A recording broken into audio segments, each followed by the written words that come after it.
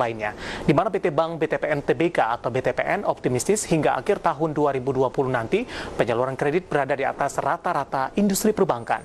Per akhir semester pertama lalu, jumlah kredit yang disalurkan BTPN mencapai 150,5 triliun rupiah, tumbuh 5% secara year on year.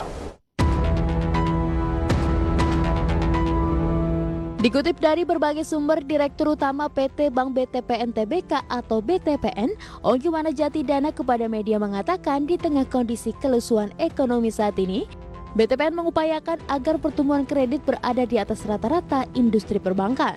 Berakhir Mei lalu, rata-rata pertumbuhan kredit industri perbankan adalah sebesar 3,1%. Meski optimistis pertumbuhan kredit berada di atas rata-rata industri, BTPN mengakui pertumbuhan kredit tahun ini lebih rendah dari yang direncanakan sebelum pandemi.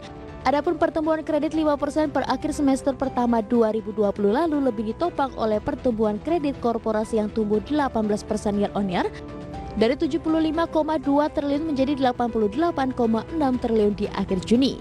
Sedangkan segmen lainnya seperti usaha kecil menengah dan perseroan turun karena dampak COVID-19.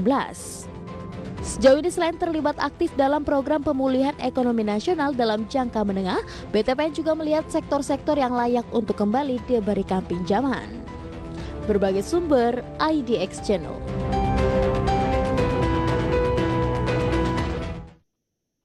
Ya, dari fundamental ini merupakan informasi yang cukup bagus bagi BTPN yang masih mampu mencatatkan penyaluran kredit secara positif di tengah pandemi COVID-19. Nah, dari fundamental kita akan coba lihat bagaimana pola pergerakan teknikal dari BTPN baik secara intraday maupun di sepanjang tahun 2020. Dan nanti kami akan ajak Anda juga untuk melihat bagaimana dari sisi valuasi untuk BTPN dalam beberapa waktu terakhir. Langsung saja kita ke grafis yang pertama.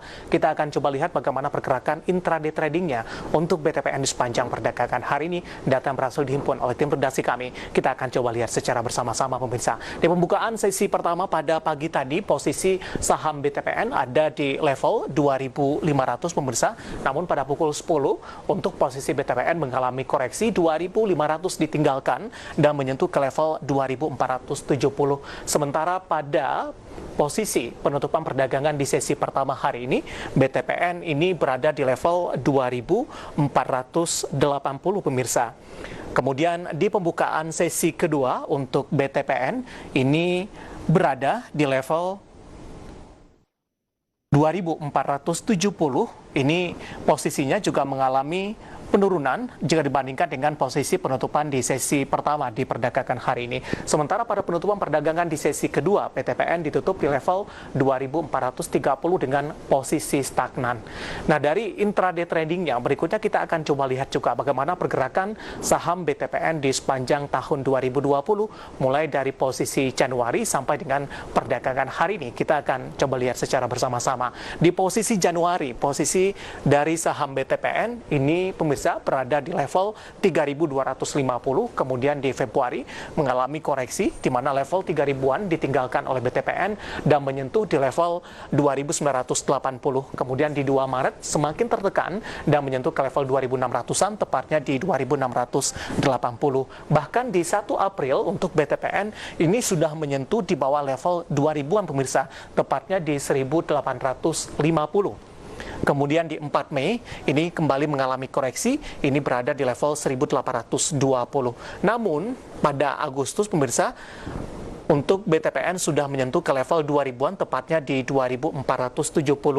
Sementara pada posisi penutupan perdagangan di sesi kedua hari ini, BTPN ditutup lebih rendah, berada di level 2430 atau ditutup stagnan.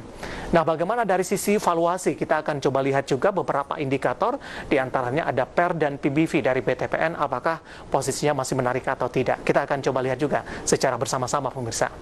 Ya, kita ke grafis valuasinya, kita ke posisi PER-nya terlebih dahulu. Ada price to earning ratio, ini ada di kisaran 9,05 kali, sementara untuk posisi dari price ratio-nya atau PSR-nya ini ada di kisaran di 1,06 kali. Nah, bagaimana dari posisi PBV-nya? Ini ada di kisaran di 0,67 kali, sementara posisi price cash flow ratio-nya ini ada minus di 1,41 kali. Valuasi dari BTPN, informasi fundamental, teknikal, kemudian juga valuasi informasi, kombinasi dari informasi yang kami sampaikan bisa menjadi referensi untuk Anda dalam mengambil keputusan investasi. Dan lagi-lagi keputusan investasi tetap ada di tangan Anda, para investor dan trader pasar modal Indonesia.